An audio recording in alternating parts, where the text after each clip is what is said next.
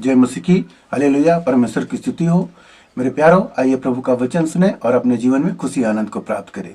जो लोग नए हैं, कृपया इस चैनल को सब्सक्राइब कर दे। आइए हम वचन को पढ़ते हैं, आप लोग ध्यान से सुनिए। यहाँ पर यहोशू की किताब से है, अध्याय 7 और वचन 10।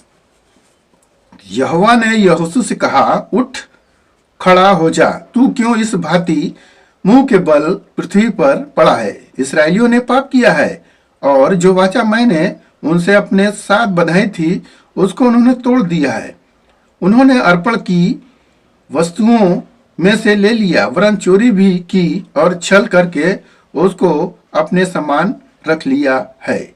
इस कारण इसराइली अपने शत्रुओं के सामने खड़े नहीं रह सके। वे अपने शत्रुओं को पीठ दिखाते हैं, इसलिए वे आप अर्पण की वस्तु बन गए हैं। यदि तुम अपने मध्य में से अर्पण की वस्तु का सत्यानाश कर डालोगे तो मैं आगे को तुम्हारे संग नहीं रहूंगा। आमीन, हालेलुया, परमेश्वर की स्तुति हो। मेरे प्यारो, यहाँ पर वचन यहोशू में आया है कि परमेश्वर के जो लोग हैं जाते हैं एक जगह पता करने के लिए, तो वहां पर शत्रु लोग उस पर आक्रमण कर देते हैं और वो लोग मर जाते हैं।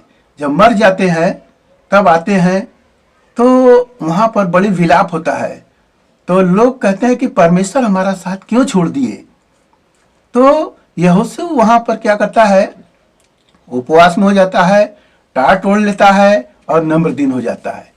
तो यहाँ पर वह परमेश्वर कह रहे हैं, उठ खड़ा हो, क्यों तू उपवास में है, क्यों ऐसा मुंह पृथ्वी के बल किया है। तो वह परमेश्वर उससे कहते हैं कि तुम्हारे मध्य में जो मेरा वाचा था उन्होंने तोड़ दिए हैं इसराइली लोग, और उन्होंने पाप किया है और मेरी अर्पण की ही वस्तुओं को चोरी किया। यहाँ पर यह बात सामने आया तो वहां पर आकान नाम का एक व्यक्ति है। जब वहां पर यूरोप में वो लोग क्या कर रहे हैं, सामान लूटपाट हो रहा है, लोग ले रहे हैं, वहां के लोगों को सत्यानाश कर डाले, तो परमेश्वर बोले थे कि सोना और चांदी मेरे लिए पवित्र है। वह एक व्यक्ति है आकान नाम का, वह व्यक्ति उसमें से कुछ सोने का और चांदी का और एक वस्त्र चोरी करके अपने टेंट में गाड़ता है। तो परमेश्वर का कोप इस तरह से बाद में आता है और वे चोरी कर लेते हैं, तब वो लोग मरते हैं, तब चिल्लाते हैं। तो परमेश्वर कह रहे हैं उन्होंने पाप किया है। तो जानते हैं मेरे प्यारों, यहाँ वचन हमें यह बताता है कि जब हम परमेश्वर से वाचा बांधते हैं कोई भी, और वाचा जब तोड़ते हैं तो परमेश्वर का दंड आ जाता है। घर परिवार में किसी को ऊपर भी आ जाएगा। तो इस पर आप ध्यान करिए कि परमेश्वर जो पहले थे वो आज भी है, और उनका जो नियम है उस नियम को हमें पालन करना है। अगर हम ऐसा नहीं कर रहे हैं तो दंड के हम भागी होंगे।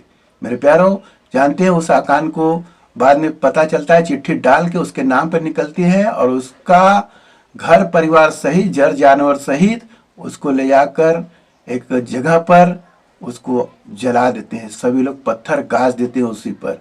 उस जगह का नाम आकोर पड़ता है। मेरे प्यारों, वह आदमी गलत किया था और दंड लोगों पर आ रहा था, तो वह दंड परमेश्वर बताए कि उसको दूर करो और अपने आप को शुद्ध हो जाओ। तो मेरे प्यारों, जब हम गलत काम करते हैं तो गलत काम करने पर, गलत करने वाले पर दंड नहीं आता है, बल्कि उसके घर परिवार में आता है और वह समझता नहीं है, मगर गलती उसका है। तो परमेश्वर हमेशा ऐसे ही कुछ न कुछ उसके जीवन में समस्याएं डालते रहेंगे जब तक कि वो शुद्ध नहीं होगा। जब वो शुद्ध हो जाएगा, उस काम को छोड़ देगा, तो परमेश्वर का आशीष फलेगा। मेरे प्यारों, आज के वचन से जो कुछ मिला आप लोग ध्यान करिएगा कि प्रभु सच्चा है, उसका नियम अटल है, वह बदलेंगे नहीं। वो उसी पर ध्यान करिए लोग रात दिन कि कैसे परमेश्वर ने उसे संभालते हैं तो उसको आशीष भी देते हैं। आइए आपके घर परिवार के हम प्रार्थना करें। मान परमेश्वर, हम आपका धन्यवाद करते हैं आज के दिन में प्रभु जो ये वचन सुने, प्रभु उन्हें आशीष मिले, प्रभु उनके घर परिवार में सुख शांति बनी रहे, प्रभु सभी लोग भले चंगे रहे पिता, उनके जीवन से आपके नाम की महिमा होती रहे पिता। हालेलुया, सब कुछ प्रभु आपके हाथ में सौंपते प्रार्थना यीशु मसीह के नाम में, आमीन।